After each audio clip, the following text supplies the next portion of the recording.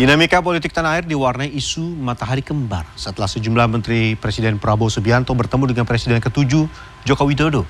Isu matahari kembar dibantah pihak istana dan juga Jokowi.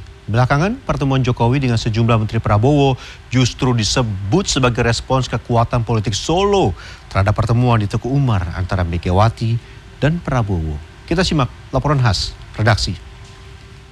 Hidup Jokowi!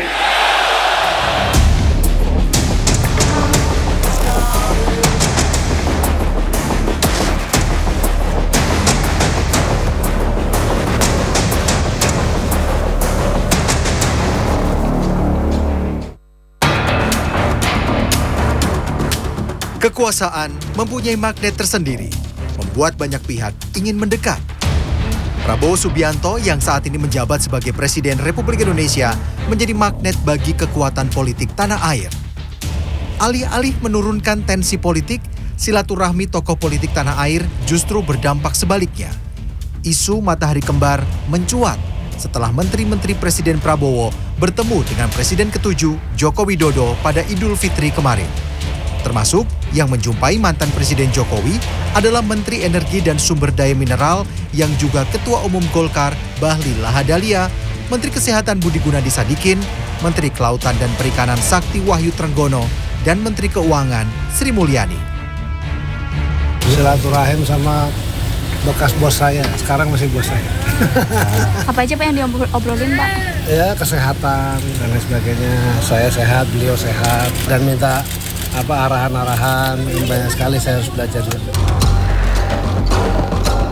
Kedatangan para menteri Prabowo ke kediaman Presiden ke-7 Republik Indonesia itu di Solo tak urung menerbitkan spekulasi dualisme kepemimpinan yang disebut matahari kembar.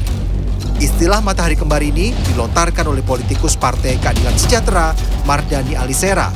Meski belakangan, partai itu menyebut pernyataan Mardhani adalah pendapat pribadi. Isu matahari kembar pun dibantah pihak istana. Senin 21 April, Menteri Sekretaris Negara Prasetyo Hadi mengatakan tidak ada dualisme kepemimpinan di Republik ini. Menurut Mensesnek, Presiden Prabowo Subianto tidak terganggu jika para menterinya bersilaturahmi dengan siapapun, termasuk dengan mantan Presiden Joko Widodo. Sama sekali tidak. Karena bagi beliau semangatnya itu kan silaturahmi. Terus tolong juga lah, jangan kemudian diasosiasikan ini ada menteri yang silaturahim tuh Bapak Presiden Jokowi itu kemudian dianggap ada matahari kembar. Jangan begitu. Pihak Joko Widodo juga membantah soal isu matahari kembar. Jokowi menyebut hanya ada satu matahari, yaitu Prabowo Subianto. Silaturahmi di hari Lebaran kan sangat baik kepada siapapun, ya. Kemudian mengenai matahari kembar, nggak ada yang namanya matahari kembar. Matahari itu hanya satu, yaitu Presiden Prabowo Subianto. Udah, jelas.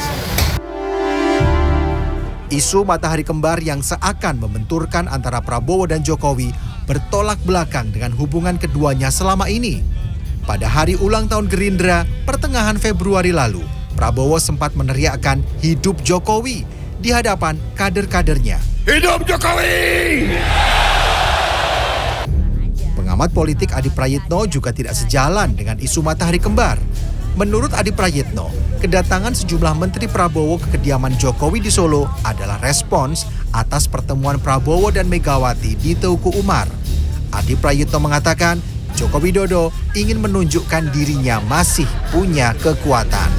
Per hari ini tak ada satupun orang yang mau berjarak dengan Prabowo Subianto. Tapi beda ceritanya, di mana ada Solo, disitulah kemudian Teguh Umar relevan dibicarakan.